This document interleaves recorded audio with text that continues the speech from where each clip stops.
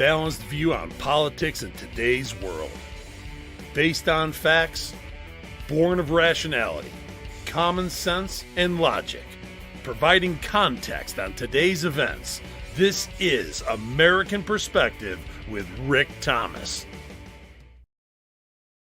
Hello, everyone, and welcome to American Perspective. I'm sorry I'm running a bit late tonight to getting the room open. I know I usually try to get things up a lot quicker than this. But let's just say I was completing my research on a couple of things just to make sure that I'm telling you guys the correct stuff. Okay? You know, got to make sure I'm telling you the correct information because gosh knows that if I get something wrong, well, all my credibility goes out the door. Oh, so, yeah, I know. Excuses. Don't think I don't see that. All right. And actually, speaking of running behind, I need to move the pledge because the pledge is an important thing. I got to make sure I do it. You know, Mr. on the couch had better get over here real quick because otherwise we're going to miss, or he's going to miss his pledge. Anyway, yes, you guys do have a high standard of accuracy. You are correct because you are the Whiskey Warrior P1s, the smartest listening audience in all of the ethosphere. And you're incredibly intelligent and you always keep me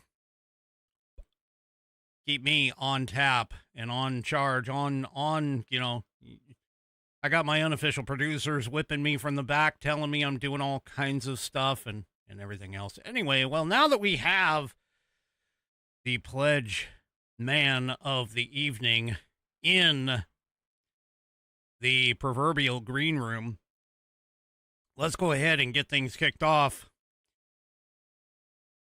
So, if you are of mine, please stand or remove your hat if you're wearing one like me.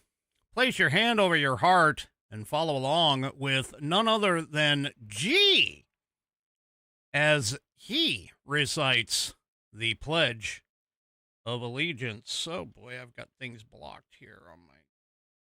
It's not... All right, as he recites the Pledge of Allegiance. I pledge allegiance to the flag of the United States of America, to the republic for which it stands, one nation, under God, indivisible, with liberty and justice for all. All right, and of course I thank you, G, for that wonderful rendition of the pledge. If you would like to hear your rendition of the pledge played here on the program, all you need to do is record yourself reciting or performing the pledge in your style. Take that audio file, video file, whatever kind of file, and attach it to an email and send it off to me. Send it to fans, F-A-N-S, at AmericanPerspective.online. That's F-A-N-S at AmericanPerspective.online, and I will get you into the rotation. I have 24 of these. I'd like to get 26 by the end of 2026. So if you haven't done it, please do so. And by the way, if you use your phone, you can utilize the share option. That's the S-H-A-R-E option. And S-H-A-R-E option. And I will get you into the rotation as quickly as possible. Sorry, folks, trying to catch up on stuff. You know, we have a short week this week for those of us who work a regular 9 to 5 because the 250th anniversary, while it is on Friday, on Saturday, the unofficial government observance is on Friday the 3rd for everybody to get the day off. So not that I'm going to have the day off, because I'm not. I'll still be here. I'll make sure to transmit because that's the way I roll. Anyway, let's go ahead and get things. I was gonna go onto my whoops. I was gonna go on to all right. Yes. I do have to do a show. All right, let's hope this comes up. But first of all, before I go anywhere, this is what I'm drinking tonight because, tonight is, of course... Down to business.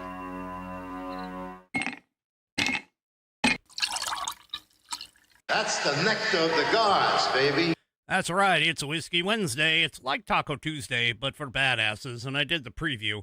But here you go, I'm drinking Buffalo Trace tonight out of the True Grit Roots Network glass. That's right, TGRN, True Grit Roots Network. And of course, they are our headline sponsor, but here, first sip. Smooth.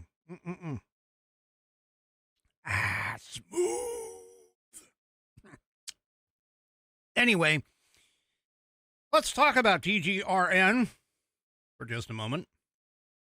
TGRN stands for True Grit Roots Network. And you can find them on the web at tgrn.net. That's tgrn.net. When you go there, you hit that welcome page that I'm showing you on the screen. You can scroll down and listen to Walter Trout Blues Rock Radio or Dallas Moore Outlaw Radio. You can listen right through your browser. Here's the two widgets. You can hit the little play button, boop, boop, whichever one you want. Or, even better yet, download our app. We have it for Walter Trout Blues Rock Radio as well as Dallas Moore Outlaw Radio. Those are two separate apps. You need to download both if you happen to like both of our signature stations. And if you download, you can download it directly from the App Store or Google Play. Do one or both. I suggest both, because then when you're in a mood, you can change your mood depending upon which station you actually listen to. All of that being said, if you want to help us out even further, head on over to our shop. You head up to this wonderful, right here. Whoop, right there in the top. Head off to the shop. It's right there. I know it's right underneath my words. But anyway, it's right there in the header menu at tgrn.net. You click on that shop, and it will transfer you to the shop, which is the True Grit Roots Network store. You can also get there by going shop.tgrn.net, and you'll be able to get there. True Grit Roots Network has swag available, and that is T-shirts, hoodies, as well as caps, all having either the True Grit Roots Network logo, the Dallas Moore Outlaw Radio logo, or the Walter Trout Blues Rock Radio logo. Got different colors available. All wonderful things. Pick one up for every day of the week and show your appreciation and your support for the TGRN family. Head on over to shop.tgrn.net to get to the store, pick up your swag, and show your appreciation, show your appreciation for TGRN and our signature channels. TGRN stands for True Grit Roots Network. We are based out of Austin, Texas. All righty, folks. Well, look, I know last night I was a little hot. I'm still a little hot. I mean, the Birthright Citizenship thing really kind of gets me going because, you know, from a historical perspective, and believe me, I'm into historical stuff, especially when it comes to the United States history. From an historical perspective, the SCOTUS got it completely wrong. John Roberts, who is by no means a strict constitutionalist, actually legislated from the bench. And he was able to get 4 other people, meaning his 3 activists who aren't judges and his sycophantic follower in Amy Coney Barrett, to agree with him. Because none of them are strict constitutionalists. None of them are constitutional, like as in originalists is the best way to put it. Kavanaugh was kind of in a like halfway kind of point. I mean, technically it was a 6-3 decision, but it's really more of like a 5-4 decision. Yeah, you can debate that one way or another, but Kavanaugh is another one of those that's not quite an originalist. Not quite an originalist. But all of that being said, I've got a bunch of options for you here in just a little bit. But first, let's talk about the dust-up from the transgenders in sports, which we won. SCOTUS upheld that one. And that one is causing some issues. So for an example, it's causing some issues on the left. So we'll get to immigration here in just a little bit, or sorry, the birthright citizenship and immigration situation here in just a little bit. But first, I want to talk about how the leftists are handling the fact that a state, and again, this is a constitutional decision or opinion, basis, ruling, whatever. And it is constitutional because, yeah, states absolutely can go and say, hey, you know what? You can't have a male in female sports if both sports are showing up, and that's the way the state set it up. If the state said it's biological males only and state says biological females only, that's how it's supposed to be done. There's no constitutional aspect to reviewing either Title IX as a statute or a equal protection. And that's basically what they said. Well, of course, the sycophantic media is not going to, let's say, necessarily recognize all of this because, let's just say, they're hilarious. I just got to tell you, they're hilarious. So this is NBC News doing a special report with regards to, in reporting on the ruling. And, well, let's just take a listen at how stupid and completely utter stupid morons these people are. Take a listen. Oh, might help if I unmute Here it. during our reporting, biological male, biological female. The High Court put those terms in quotations in their decision and their dissent. But just so you know, we're using those terms from the decision itself: biological male, biological female.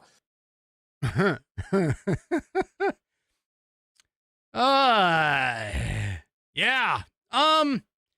we're using those words because we're using it from the decision. It's not because of us. We're just reporting on it.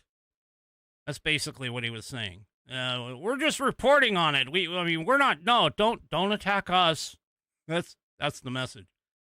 Don't attack us, please. Please do not attack us. We did not do this. We did not do this at all. As far as that goes. So, yeah. Anyway, yeah. Oh, they're freaking out. They're like, sorry about that. They're freaking out. And, so, yeah. And it's not just them. Well, Tampon Tim decided to jump in because, he's got to try and stay relevant for the however long he has left in the governor's office, because he is not going to be able to get any kind of political position after his failed attempt at VP. Anyway, he apparently went online on social media, and he essentially said that as the Supreme Court states that, sorry, I gotta, I'm having problems reading apparently. All right, let's try this again. As the Supreme Court says, states can be cruel to trans kids. My message is clear. Here in Minnesota, we stand with and value our trans neighbors and youth. And he posted this on X as the Supreme Court was ruling in favor of both West Virginia and Idaho against trans athletes who sued to gain access to girls' sports, which, of course, they failed, as they should. Now, his comment was immediately blasted by not only conservatives, but especially by many conservatives from Minnesota. Minnesota State Republican State Senator Julia Coleman posted immediately afterward and said, well, what's cruel is making a teenage girl already uncomfortable in her own skin change in a locker room next to a naked boy. What's cruel is letting our girls getting the shit, kicked out of them by biological males on the field and lose out on scholarships and more chances to compete. What's cruel is putting your base above female safety and opportunities. Not the only one. Retired Minnesota State Patrol Lieutenant John Nagel, running for Congress as a Republican in Minnesota's 5th Congressional District, posted, once again, you disregard the laws of America. You don't support women's rights. You don't stand for anything. You are the face of everything. That is what is wrong with the Democratic Party. True North legal attorney Renee Carlson pointed, which Minnesota girl deserves to lose her spot on a team to a male athlete? Then Republican National Committee account posted on X, Tim Walz calls it cruel that the Supreme Court ruled to protect young girls and keep men out of their sports.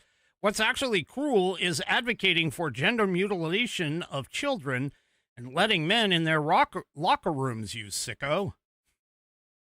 Minnesota Republican State Senator Michael Holstrom posted, true cruelty to these children is perpetuating the lie that they can be a different gender, the consequence of which is the destruction of lives and the victimization of girls across the state. The DFL has lost reality. So, yeah. Anyway, Town Hall columnist Dustin Gage posted, worst governor in America. Thankfully, we have exposed him, and he's headed for retirement soon. Good riddance, Tim. Yeah. Anyway, he also, Walz, later in the day, explained that his state's position on girls and boys' sports won't change as a result of the ruling. The Supreme Court has allowed states to be as cruel as they want to be in transgender people, or want to be to transgender people. They've also allowed states like Minnesota to be as kind and welcoming as they can, so I kind of view this as a mixed bag. No. Then he continues and says, we're going to view it as positive, considering what could have been done. In Minnesota, we can continue to treat our transgender athletes and youth with dignity and humanity and respect. We'll continue to do that. Nothing will change here. Anything that gets kids involved, I want them to be involved. Well, okay, that statement is a little odd. Anything that gets kids involved, I want them to be involved. Wouldn't having a sport that you know you have an opportunity to excel in without things like potential quote-unquote cheating or tipping the scales or any of that, how would that not be getting people involved? I mean, I know of several girls. We've talked about it on this program. The news has reported it, where several girls refuse to play against a team that has a transgender on the team. So, yeah, I don't know. This is just really weird. Anyway, he's like, he says this idea of folks who have never been to any youth event are hell-bent on making sure some kid doesn't participate in bowling is ludicrous. This isn't in bowling. Seriously, Tampon Tim? I mean, seriously, Tampon Tim. Bowling? Do you really think this is about bowling? This is about swimming, track and field, wrestling, any other, like, physicality sport where size, strength, and speed make a difference. Bowling? What an idiot. Anyway, he says, I think Minnesota's fine. There's a lot of other things to worry about than the 3 little kids wanting to play sports somewhere. Yeah, well, they can in their own biological gender category. That's all there is. Anyway, I have an interesting thing. So, and here, let me just finish this article that's in Fox News, and then I'll get to my question. So now more than half the states in the U.S. are empowered to enforce the protection of women's sports without fear of a legal challenge. That's what's going to come after it. And he says, and the article says, however, there are still 23 states, including California, New York, and Massachusetts, that currently don't have any such laws. And some of those have laws to protect trans athletes actually in girls' sports. Okay, I'm just going to ask a question. And I want you to kind of think about this. If you're a parent and you have, well, let's just face it, every parent thinks that they have the next, Picasso or Mozart or, Michael Jordan or, whatever. You can just say whatever you want, okay? But that being said, I'm wondering if you are a parent who has a child, let's say a girl, and you move into a district or you live in a district where there's a child who is transgender, has the obvious scientific proven advantage. What makes you think that these parents are going to want their kids to stay there? Because that literally is going to eliminate any chance that their child might have at, say, future scholarships, future abilities, future, ability to advance in the sport, to advance even within their own mental and physical well-being. Because we're talking about all of this when dealing with this kind of thing. And so I'm kind of wondering if the states that have these kinds of laws, now I can't imagine it's going to happen to every state because, let's face it, the number of transgenders in sports, in female sports, there's really not that many. In the grand scheme of things, we're talking about, I don't even think you could talk about 1 in, 100,000 or something like that at this level. However, that being said, regardless of what the statistics are, the question that I have is, how long do you think parents are going to, now that we know that they don't have any reason to stay within these school districts? They have no reason. There's like no law that says that this has to be supported. What do you think is going to happen to these sports teams? And believe me, sports teams can live or die by how many people come out and actually participate, okay? Because they have money-making opportunities as well. So if you have, sponsorships, donors, sports teams in some school districts are not always supported by tax dollars. Sometimes they're supported by people who donate. So I'm kind of wondering if all of this is going to cause maybe an exodus, at least for parents. Some parents in some of these states may, and I'm not saying everybody, but some parents in some of these states, especially in the states that have districts that actually support this kind of thing, that they take off. that they leave the state because of the fact that they can't get their kid to get a good education or a good, experience or anything else. And yes, I was talking about booster clubs. So I was talking about booster clubs for that. But yeah, there are many schools that are actually cutting out extracurricular activities because they just can't afford it. And so anything that is done with that is either supported by the parents themselves or the booster clubs or whatever. And so I'm kind of wondering if maybe as this kind of matriculates throughout the country and the realization comes into play that this is actually going to hurt people, not as in physically hurt them, although hurt the sports and some of these teams and some of these places that have these kinds of rules. It's going to be interesting to watch. Well, one thing that the leftists haven't glommed onto yet, although this is masterful. God, I love Justice Clarence Thomas. I really do. I really do.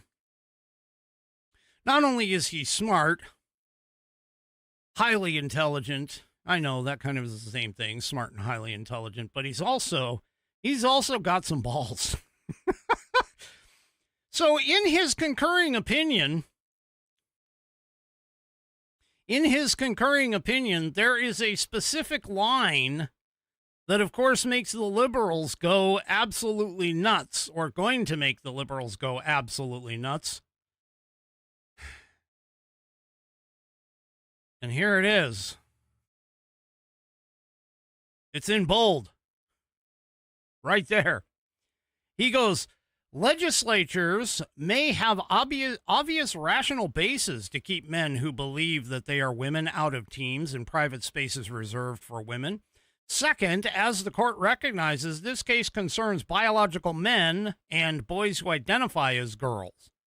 He says men and boys with gender dysphoria are not women or girls, even if they believe that they are. And he continues, that's the line, and he continues, sex is an immutable biological characteristic. It is binary. And man and woman, boy and girl are terms that correspond to adults and children of each sex. And then he says, to use language to obscure reality, to show indifference regarding the truth, is to lie to the public and to cease to treat our fellow citizens as equals. Yeah. Oh my gosh. I got to tell you, if he is not the GOAT, he is up there in consideration for being the GOAT. And let's just put it that way. All right. Fernando's over on Facebook tonight. Oh, and it looks like Judge Wild stopped him for a second, although he was live at the time. Anyway. All right. So,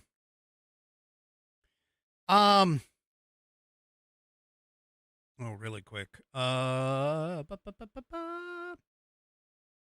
Bunny asks, how did the dance team do? Well, the dance team, I don't think it was like any kind of a contest per se, but they raised something like altogether, they raised something like $140,000.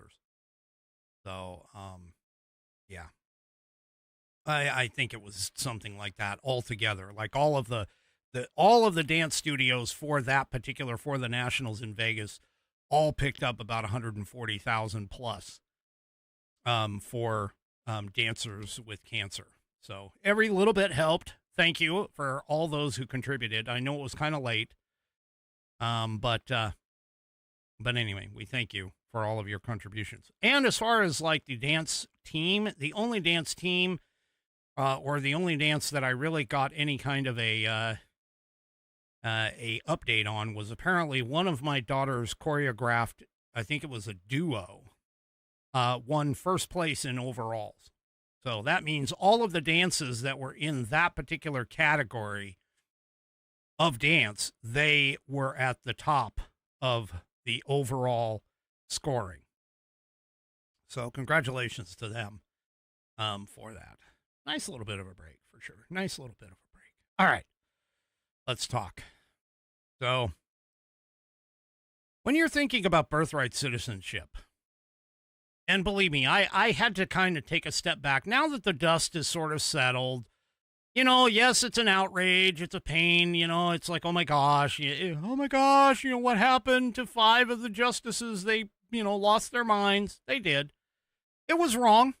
The entire thing is wrong. I don't care what the leftists all say. I don't care what everybody who is not a strict constitutionalist or a constitutional student or scholar sits there and goes around and like asks, or makes the point. It's like, oh no, anybody who's born on the soil. And I'm sorry, buddy, I know you're gone, much respect, my man, but this is the one thing that you and I argued about. And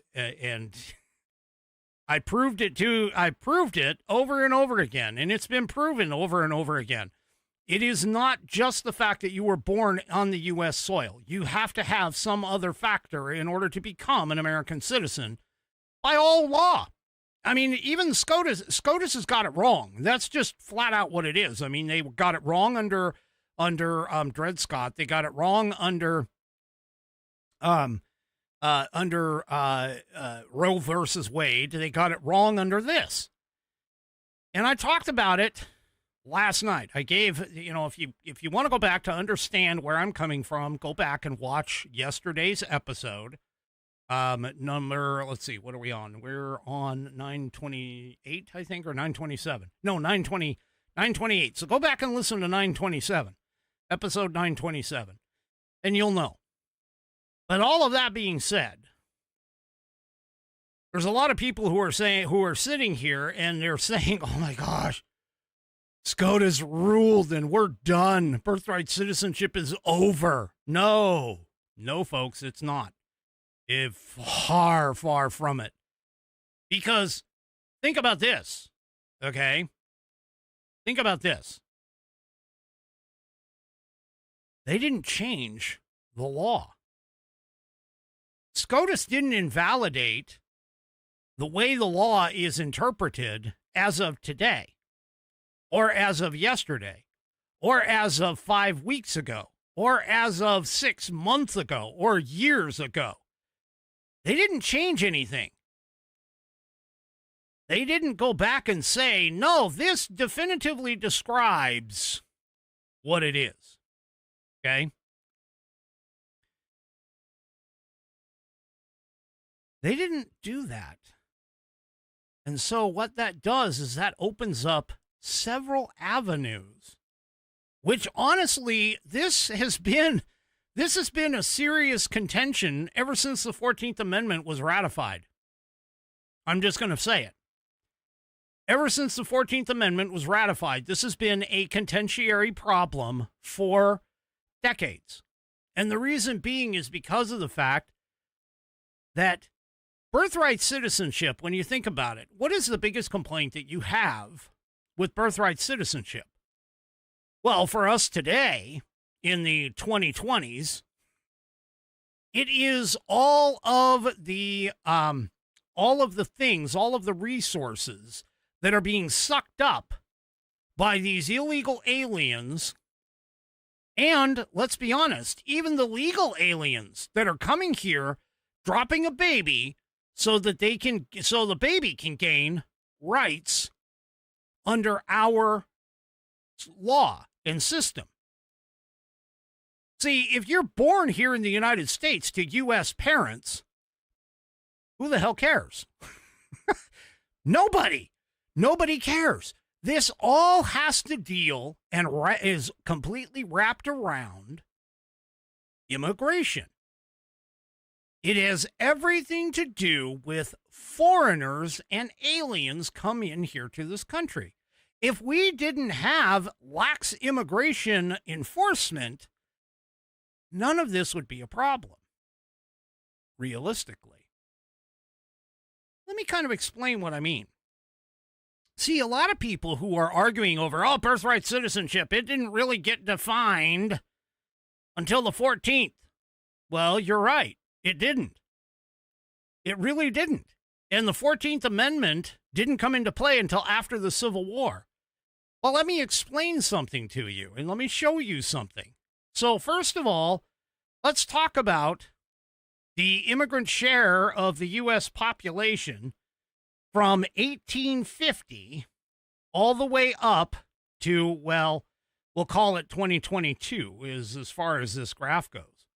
Now, let me show you something here. So here, this graph demonstrates the percentage of the U.S. population that is actually foreign-born over time. Now, granted, the population has increased from, 3 million or 25 million, which is where this kind of starts, about 23 plus million is where this kind of starts back in 1850. And it schedules it all the way out to the 333 plus total U.S. population that was demonstrated in 2022. Now, while we have grown, the actual percentage has not really changed that much of the U.S. population that is foreign born. But this graph shows something very, very interesting. So from 1850 up until about 1915, okay, so from 1850 all the way up to right around World War I. It's kind of up and down, but it bounced right around between 10% to almost 15% at its peak in that time period in 1890. And one thing you've got to understand is, first of all, while we had immigration laws, and I'll get to some specifics here in a minute, while we had immigration laws, some of those laws actually limited where these people could come from. Now, this is a part that the leftists don't seem to get. Because what I've heard many times is like, well, immigration didn't matter. You could just come here and you'd be an American citizen. That's not entirely true. But I want to make this point first.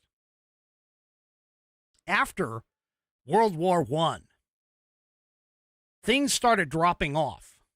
In other words, immigration itself dropped off. Now, you could talk about the fact that it had everything to do with, the world wars, people being in war, having to battle, all of these things. Maybe there were some laws that got put into place. I can tell you for certain there were laws that got put into place with regards to the Chinese coming over here. There was the fact that the Chinese couldn't do it. All these different laws that came into play with regards to this. And so things started dropping off drastically because it went from being almost 15% in 1890 to less than 5% in 1970. And then all of a sudden we got another burst back. And now in 2022, the total population, the piece of immigrants that have been counted, okay, that we know about, is 13.8%. So we're almost back to the 15%. And so this is the thing, is that the percentage, the actual numbers as a percentage coming into this country hasn't really changed any. But something drastically happened right around 1970 that all of a sudden caused immigration to start kicking up. Now, keep in mind, the modernization of the Western world, okay, also changed. But here's what I'm kind of talking about as well. So if we take a look at the countries that were coming in, that the immigrants were coming from, in 1920, which was right around the time of World War I, in the 1920s, you had Italy, Canada, the UK, you had some Russians, You had Norway, Sweden, Germany, Italy. Down in the south, you had a few states that were dealing with Mexico because, of course, you still had the remnants of, Texas and New Mexico and Arizona being a part of, as well as like California, all being a part of Mexico for a time. And coming in from the Bahamas in Florida. But the point being is that for the vast majority of immigrants that were coming here, they were coming here from Western countries. Western countries. Whether it was the Europe, in the case of Germany, Italy, Norway, the UK, or coming from our northern neighbors from Canada into the northern states, it was in large part, countries that were friendly to the United States, that were, shall we say, culturally similar to the United States. Well, now let's move on to 2022. Here's a map of 2022. The number one country where everybody was coming from was Mexico, Honduras, Cuba, India, the Dominican Republic, Brazil, Jamaica, El Salvador, Ethiopia, with a small smattering of places like Canada and Germany. See, what happened? What happened? Why did we all of a sudden get a shift in immigration into the United States from mostly European countries to almost everywhere else in the world except Europe? And here's why. There's this law that was put into place in 1965, signed by Lyndon Baines Johnson, put into place by Democrats.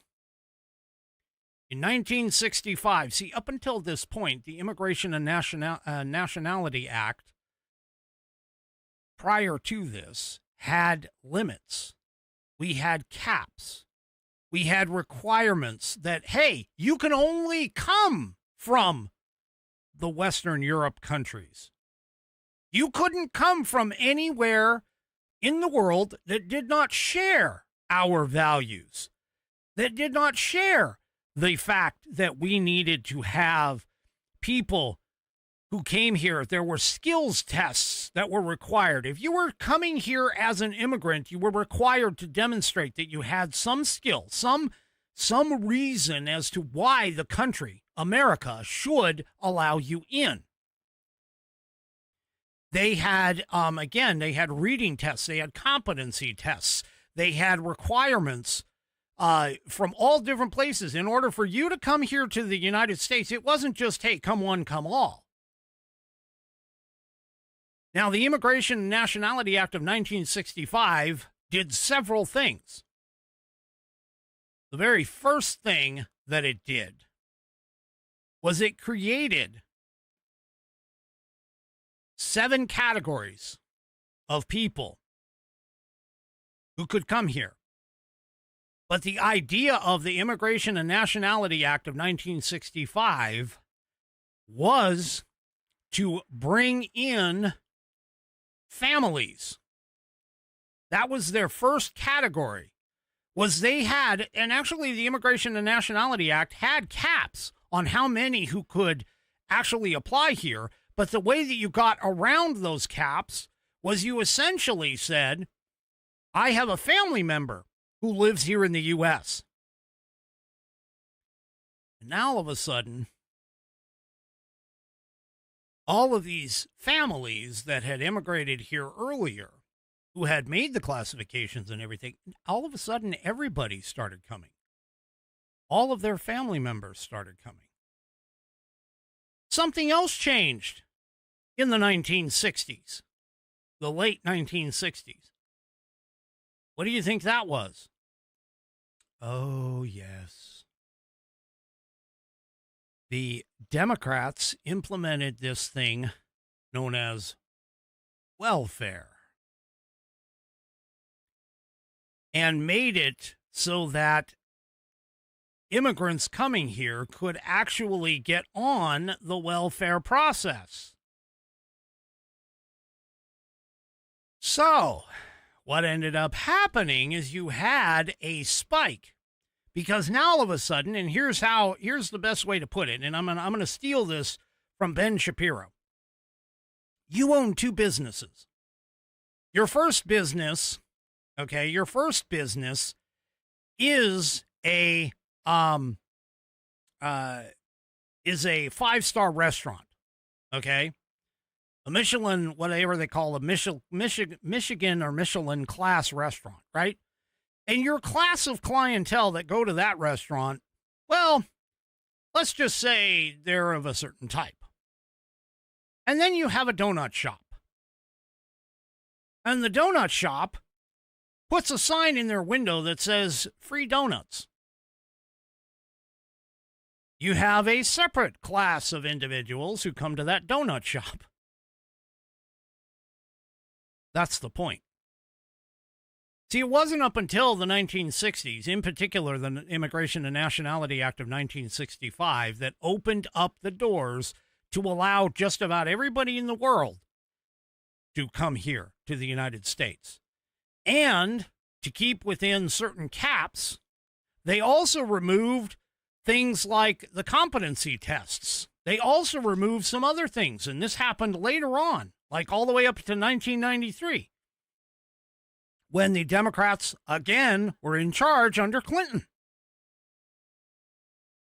So this has been a systemic problem, and it has to do with birthright citizenship, but in reality, all of these things have been working toward one thing and one thing only, and that is to open up America's borders, to have literally no border control, that anybody and everybody in their whatever they want, they can come here. The problem is that they also at the same time implemented things like welfare and substance assistance or whatever. I can't even pronounce it. The food, the supplemental nutritional assistance program, all of these things that they say these illegal immigrants and everything else can't be a part of, but yet they do. And unfortunately, even Ronald Reagan in 1983 signed a law that essentially caused it so that these individuals who come here, these immigrants who come here who are not citizens or anything else, even the illegals, from a humanitarian standpoint, we can't necessarily turn away an illegal alien who happens to be here who got shot, as an example. But they essentially, the Democrat Congress, and Ronald Reagan signed it in 1983, they changed the law to allow for our health care, to actually pay for these people. That's why you see the flooding of all the people who are in the emergency rooms and things like that right now, because of the fact they opened that up in 1983. So it's been a systemic, one after another, with regards to, hey, we're just going to hand out free stuff. We're going to hand out free stuff to all of these people who are coming here.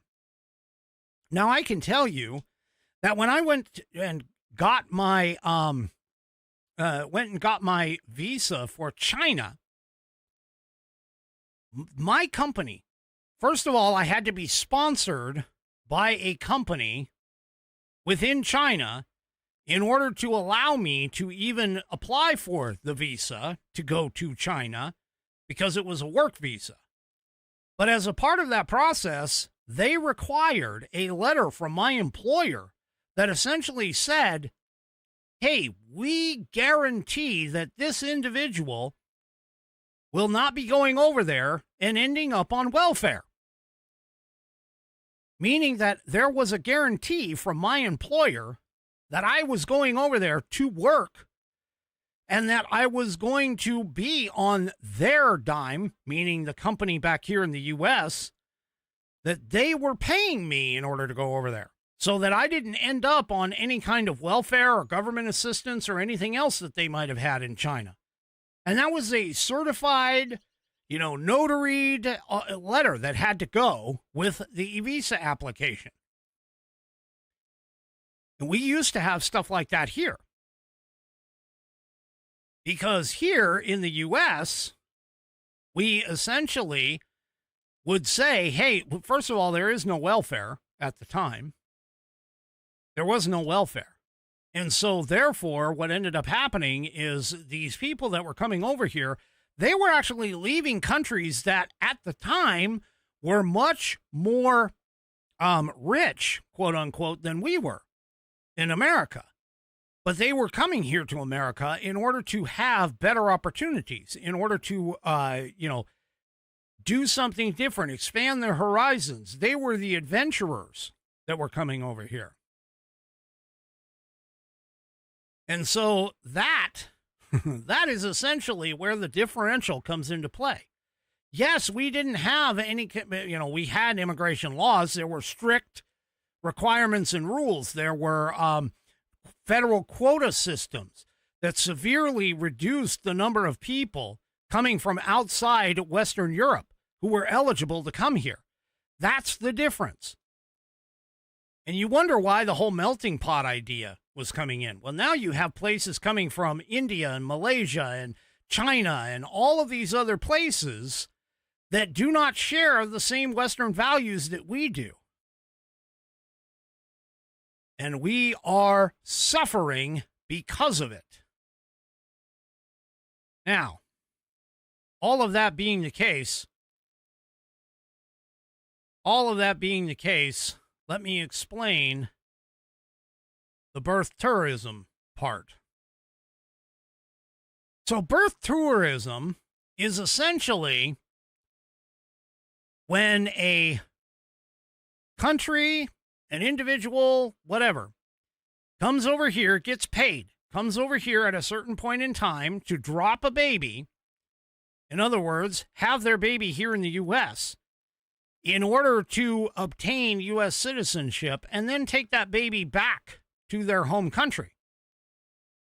Well, the problem is under current immigration law, that's actually illegal.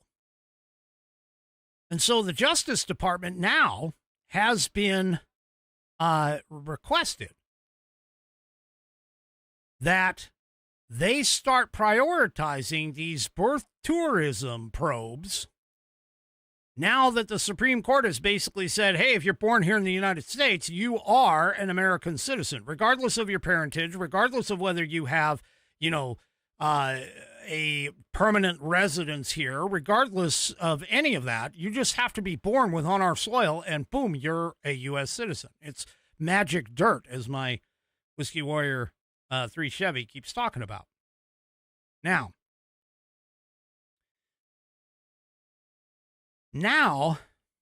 the thing about it is that the Justice Department is now attempting to prioritize these cases. And federal prosecutors on June 30th were directed to prioritize those after the Supreme Court took out President Donald Trump's executive order. Now, keep in mind, the Supreme Court didn't change the way that the idea was being interpreted. They didn't change any of that. They just basically said, well, according to, and believe me, everybody who was an idiot was sitting there saying, yes, if you're born on U.S. soil, you are automatically a U.S. citizen. Well, that's the way that it would have been interpreted since the Wong Kim Arc. Everybody understood it to be that way, even though it was an incorrect understanding. They were sitting there and basically saying that, hey, all of this stuff just basically means that the baby is an American citizen and is afforded all of the rights of the American citizen. I mean, talk about the perfect situation. You can come here as an immigrant, even just as a visitor. You have a baby here on U.S. soil. That baby becomes a U.S. citizen. Guess what? That baby is now eligible for all the government assistance that is available for that child. And believe me, I know from personal experience, if you're a U.S. citizen born here and have a child and lose your job, it's like pulling teeth to get any kind of assistance. But if you come from another country, these government people will bend you over backwards and be like, hey, we're going to give you everything in the kitchen sink. So anyway, the Justice Department is now going to start going after these people. And they should, because they're here under false pretenses. Now, here's the other thing. And this is something that a lot of people don't know. See, this has been going on for years.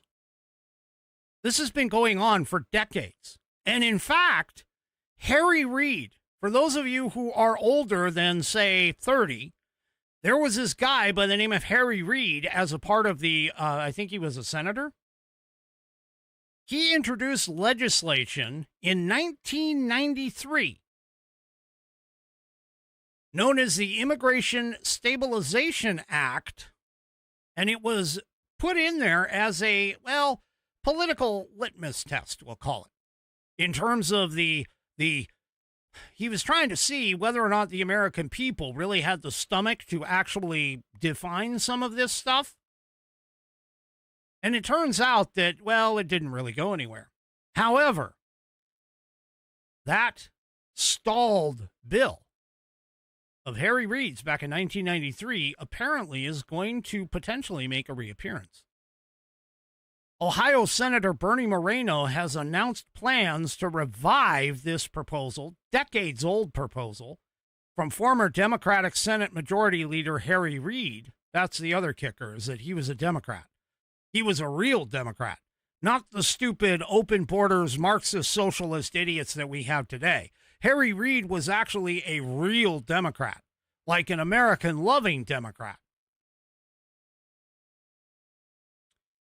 And he put in this bill that essentially was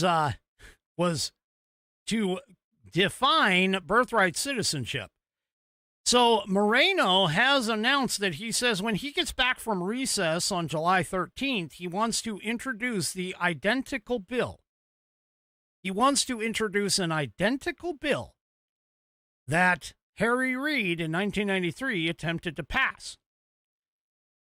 So, according to PolitiFact, which you know, PolitiFact, they're not right-leaning, they're left-leaning. According to PolitiFact, Section 1001 of Harry Reid's bill is titled Basis of Citizenship Clarified, and it essentially says that children born to illegal immigrants on U.S. soil should not become U.S. citizens. Want to know who Harry Reid looks like in case anybody's interested? Here's what he looks like. He's right there. That's Harry Reid. Yeah. Now, keep in mind that Harry Reid's bill didn't come out of, or didn't make it out of committee at all during that time. So we still have a potential where any kind of bills in this case, including the one that I talked about last night, may not come out of committee. And we all know the Senate has problems. Now, some people are saying that the filibuster needs to be busted. There's others who are saying that the filibuster needs to stay, and we're kind of like back and forth because obviously the ones that are saying it should stay is once the glass ceiling has been shattered, you can't necessarily put all the pieces back together. And, I kind of agree that, okay, the path forward, definitely, in the long term, would essentially be a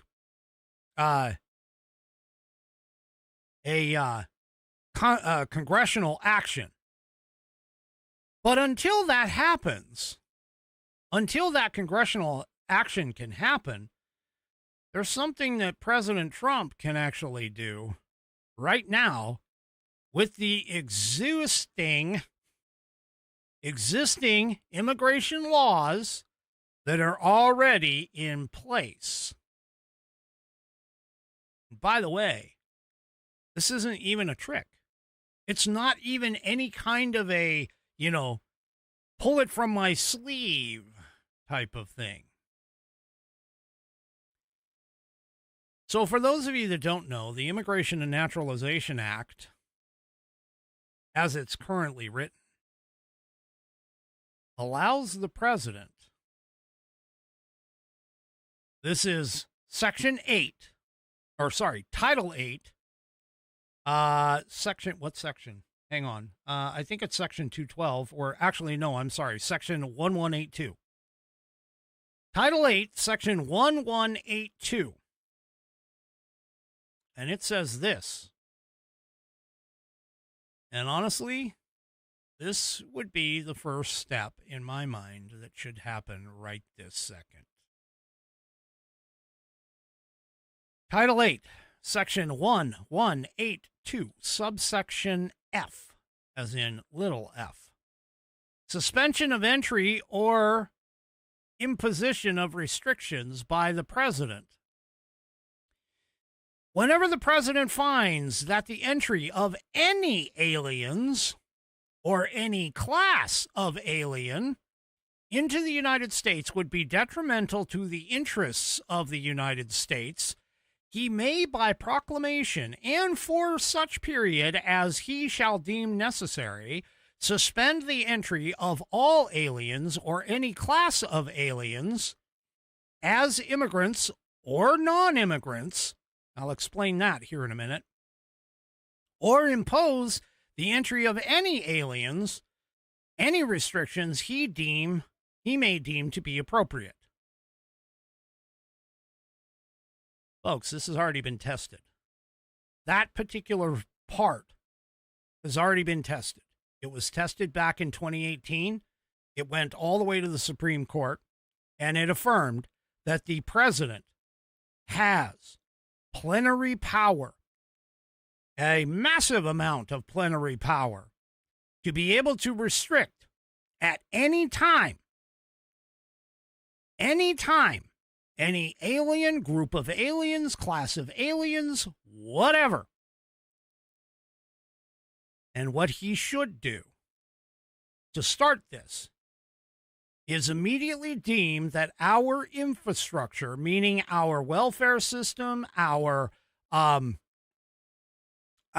housing, because I showed you a study that basically says that it was because of Biden opening up the borders and not enforcing immigration law that was causing a problem, okay, with our housing and our rent and everything else. You should declare this to be a national emergency, meaning the illegal immigration and opening up of the borders caused a strain on our infrastructure.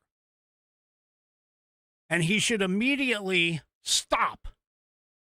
He could basically say, hey, guess what? We're going to bar entry by any aliens. Nobody. We're not taking anybody. We're shutting the door for the next 2 years while I'm president. We're shutting the door until we figure things out. And he could do that. And it's already been affirmed.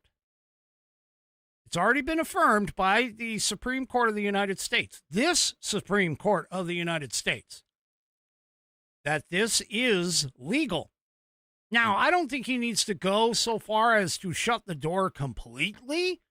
I think that would be a little far. However,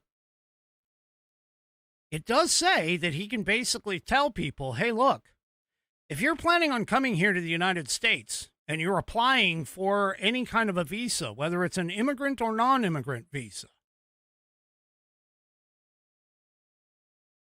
and you're pregnant, or about to become pregnant, or even suspected of being pregnant, You can't be here. We are not accepting any pregnant people here in the United States. And he could basically say, until the end of my term. Now that would essentially stop a lot of this. Not all of it, but a lot of it. For at least the period of 2 years. Or whatever's left on his term. Now, there is another way that we could, and I think this should be used in conjunction with this setup. See, immigration and non-immigrants, immigrant and non-immigrants, they get visas in order to come here. Now, what's the difference? So the difference is a immigrant, by law, is basically saying that, hey, I'm coming into the country, okay? I'm coming into the country as a individual, and this is what an immigrant visa is, as an individual who intends to live and work permanently in the United States. Meaning that they're coming here and they want to come here with the intention, the full intention of becoming a lawful permanent resident. Okay? Now, a non-immigrant visa is issued for temporary stays, such as tourism, business, to come here to go to school, or any kind of temporary work that might be coming in here.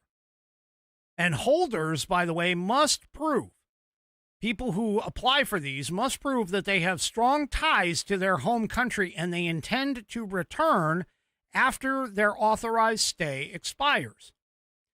Now, these non-immigrant visas, these temporary visas that are coming in here, the vast majority, and I'm not going to say all, but a very good portion of the illegal aliens that we actually have in this country are people who have come here under temporary status and have stayed. They have overstayed their visas.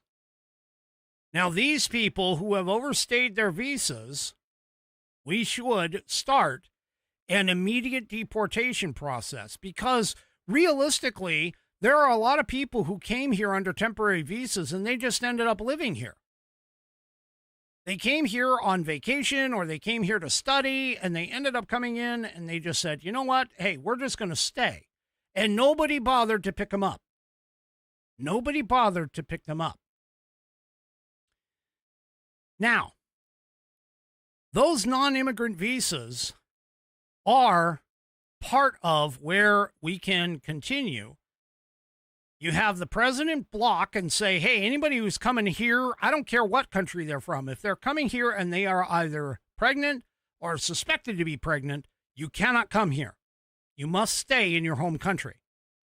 The second thing that they can do is for these non-immigrant visas, they can essentially say, hey, you know what? We're going to restrict how long you can actually be here. And that can be done without having legislation written. This is without Congress. This is just the executive branch enforcing existing law. Because non-immigrant visas under Title 8, Section 1201, the non-immigrant visa is determined by the Secretary of State as to how long those people can stay here. The Secretary of State determines the validity periods in accordance with what they call reciprocity schedules.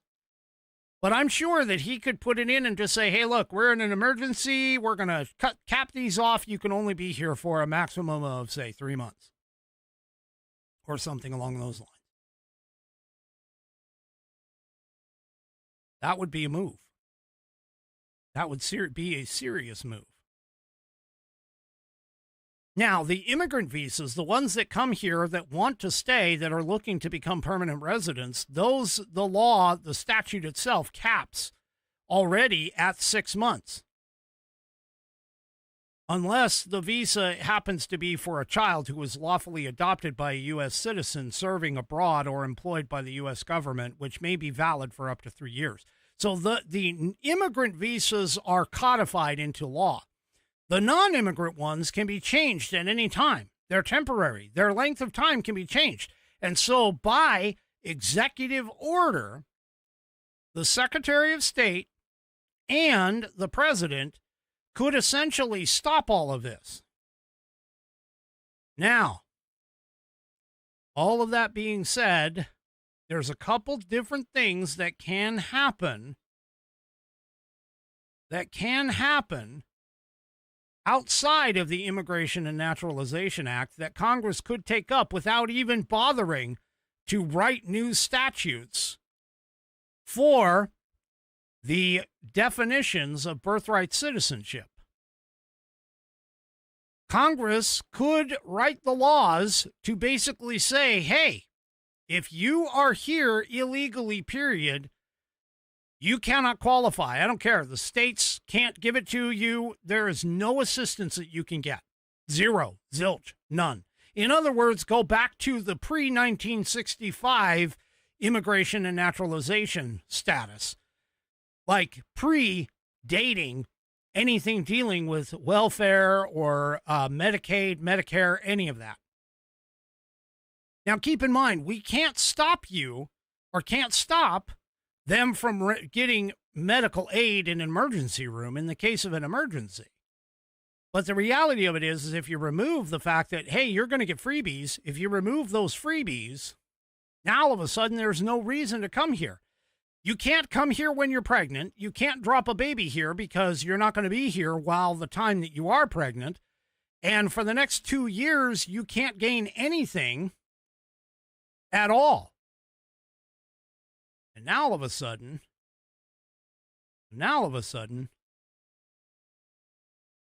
there's no longer any reason for any of these immigrants to come here.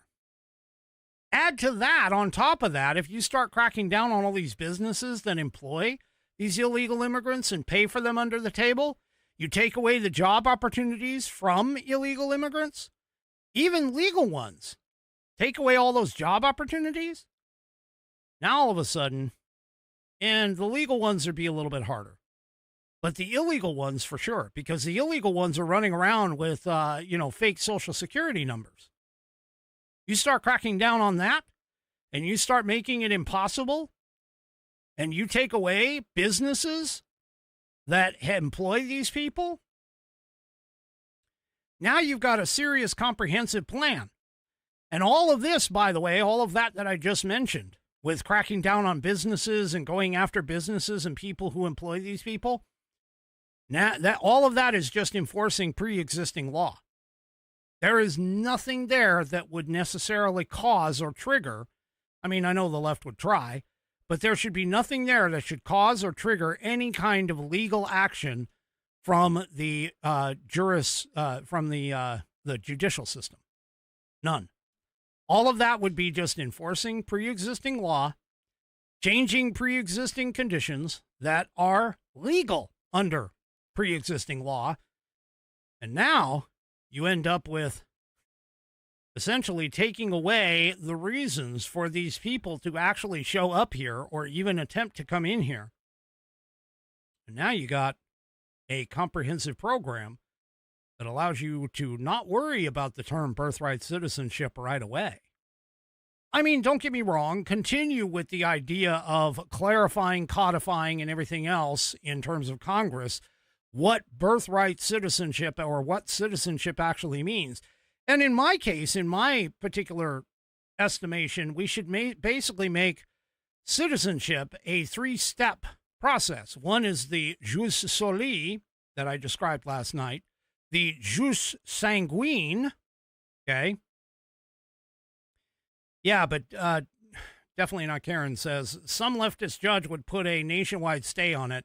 Yeah, that would again cause SCOTUS to basically say, hey, you're out of your sandbox, and probably slap it down, which is fine. It would just continue what we already have. But anyway, you have to be born in the U.S., or you have to have parents who are citizens of the U.S., and you have to have permanent residence here in the United States. So either the first condition means you have to be born here, which I don't think you really have to be born here, because that would, kick out the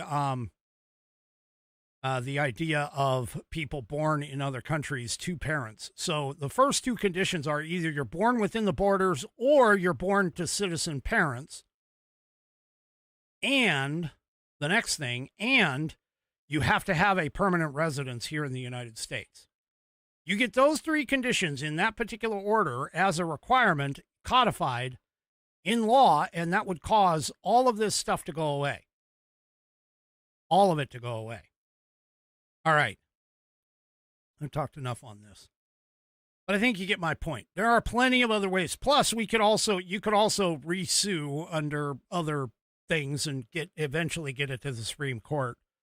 There's a couple of other things that you could essentially do, because the other thing that people come here for is the education, the free education system. There's actually a law that could potentially get overturned at the Supreme Court that had to deal with Texas. Texas put in a state law that basically said that public education was only for American citizens. People who were here illegally did not have a right to it.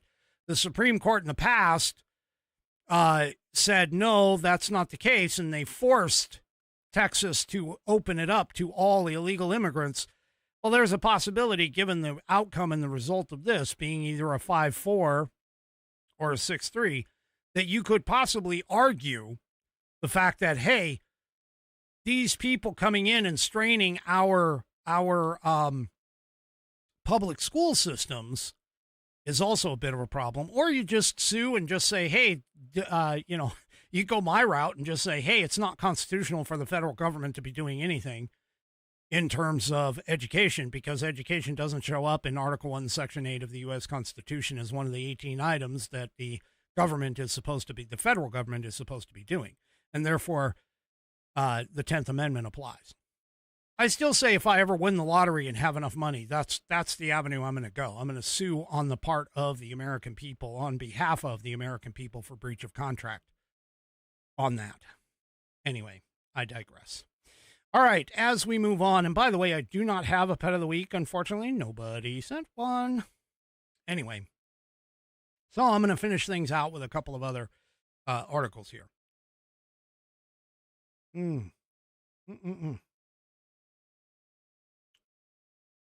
Oh, yeah, Bonnie. I mean, Bonnie's saying, yeah, they're straining our medical system. Well, medical, housing, food, jobs, education. Basically, illegal immigration and unfettered illegal immigration, or even unfettered immigration. That's why I'm saying the president could basically say, hey, this is a national crisis. I'm stopping all immigration. Now I'm stopping everything because this is a crisis. So there you go. I mean, anyway, moving on. Well, taking a focus internally, specifically on the Democrat Party is scrabbling, scratching, and losing to the Democrat Socialists of America still. So we have Mem Danny. We have all of the New York stuff that came through. We have Graham Plattner, who he is in a head-to-head race with Susan Collins. We have Dan Goldman, who got primaried by a DSA individual. We have all of these people. Now, those of you who are on the West Coast or even in the Midwest are sitting here saying, yeah, that'll never happen here. Well, guess what? Actually, something did. Milat Kiros is a DSA-backed challenger who ousted 15 term. So for those of you who can do math really quickly, that means this woman Diana DeGette was in Congress, in the House of Representatives for 30 years. 30 years. And she got primaried by a socialist by the name of Milat Kiros in Colorado. Yep. Here's what this woman has to say about things like, oh, you know, October 7th and potentially 9/11. Here you go. That's what I'm going to call it, the whole thing, because it's watching momentum catch fire right now. After New York wins, the next test is tomorrow in Colorado. Incumbent Senator John Hickenlooper faces a challenge from Julie Gonzalez, a state senator aligned with socialists, and Milat Kiros is trying to unseat 15-term Democrat Congresswoman Diana DeGette. Critics say Kiros has crossed the line into Jewish hatred. You've said that the October 7th massacre of Israeli civilians by Hamas fighters was the, quote, inevitable consequence of apartheid. Can you explain what you meant by that? Yeah. You know, I think identifying what's happened over the course of these events in Israel and Palestine is inevitable. Israel is a country that has been accused of apartheid and occupation for decades now and has been able to resist any kind of change. Yes, the liberal left has said for decades that is true. We see their hatred on full display. So far, there are only a handful of Democrats that publicly oppose the. Now, there's a lot more than just that. There's a lot more than just that, because of the fact that she also believes, and I'm sorry, this is gonna go off. I got to get it off the far page left here. Agenda of the Democrat Socialists. But she also thinks that 9/11 was brought to us, meaning brought to America because of America's problems. That 9/11 was caused by us because we went into the Middle East and destabilized it. Yeah. Yeah. Folks, the Democrats don't have the balls to stand up to these people. They really don't. They had the opportunity and they allowed Bernie Sanders. They were basically, hey, the enemy of my enemy is my friend. Well, now the enemy of my enemy is now taking me over. They don't have the balls to stand up to these people. They really don't. And, yeah, this is becoming even more and more of a problem. Much more of a problem as we go and start to see more and more of these socialist Marxists getting elected. Well, most of them are hitting their primaries. Now, seriously, I mean, if you look at somebody like a James Tallarico in Texas, do we really think that he has an opportunity? According to the polling right now, he is neck and neck with Ken Paxton.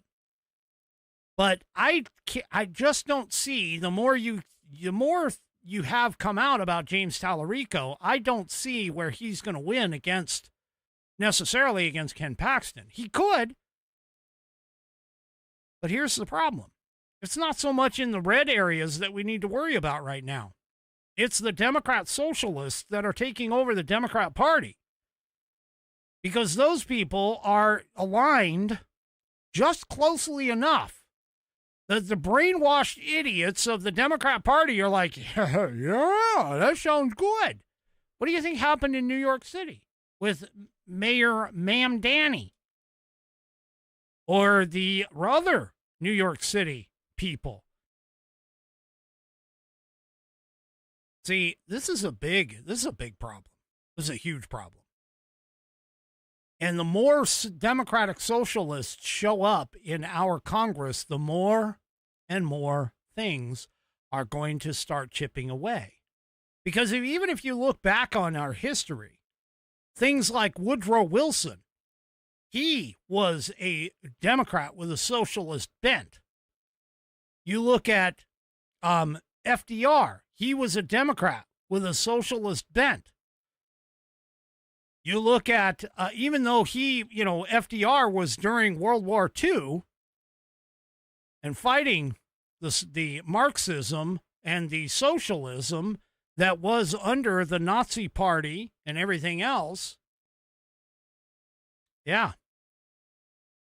You add to that things like, these children mills, these birthing tourist mills that are coming from China. And again, this becomes more of not just a national security problem in terms of this whole idea of birthright citizenship. It not only becomes a national security problem, but it's also a drain on all of our resources. Something has to be done today about all of this. And if you'll notice, almost all of the socialist people that are running as socialists under the DSA, what do they all have in common? Almost every single one of them, with the exception of Bernie Sanders, is young. They're under the age of 30 or 35. Because they're coming out based off of the indoctrination programs that have been taken over in our country. We're in a crisis here, people. Crisis of America. And while it may not eventually end up in a physical conflict, we are definitely fighting for the soul of this country as of right now. And it's pretty sad that we're having to do this. All right, in the final minutes, I just want to make an announcement with regards to the U.S. Apparently, the U.S. at this point, now this may change, but at this point, the U.S. has decided to not renew the U.S.-Mexico-Canada Trade Pact. The framework for the $2 trillion in annual trade is actually in limbo right now. Senior officials confirmed today that the United States has chosen not to renew the trade agreement. In accordance with the agreement, the United States, Mexico, and Canada met virtually today to discuss the operation of the USMCA. The United States did not agree to renew the MCA in its current form, the U.S. Trade Representative's office said in a statement. As a result, the USMCA is not renewed. Now, July 1 marked a pivotal date for the U.S.-Canada-Mexico agreement, or Mexico-Canada agreement, basically. Under the pact's 6-year joint review, negotiators must decide whether to extend the deal through 2042 or decline to do so, a move that would automatically reopen the agreement and trigger a fresh round of negotiations each year for the next decade. As all three countries engage in negotiations, provisions inside the USMCA will remain in effect, the White House told reporters on a conference call. The USMCA did not operate to control the deficit as the president intended, the senior administration official said. So that's really the heart of it. And part of it also extends to market access opportunities in Canada and Mexico. So now we no longer have a joint agreement with Canada and Mexico. At this point, it's on a yearly rotation. It's not just a blanket agreement that is going to continue year after year or decades. Opening everything up to new negotiations. So I'm sure there will be some economic ups and downs based off of this, but I just wanted to give you a heads up on that. Alrighty, folks, that is it for me for this evening. Do me a favor, if you haven't already, head on over to rumble.com, get yourself an account. It is free. And once you are signed up and signed in, make sure that you search up the American Perspective channel and hit that green follow button to get notified every time that I go live. Also, too, don't forget to give me a thumbs up, a thumbs down, or in the case of 3 Chevy, a thumb sideways or at an angle across all of my platforms, whether it's X, YouTube, Facebook, or, of course, the aforementioned Rumble. We will see you tomorrow night, 5 p.m. Pacific, 8 p.m. Eastern Time, right here on American Perspective. Have a great rest of your evening, and good night, everybody.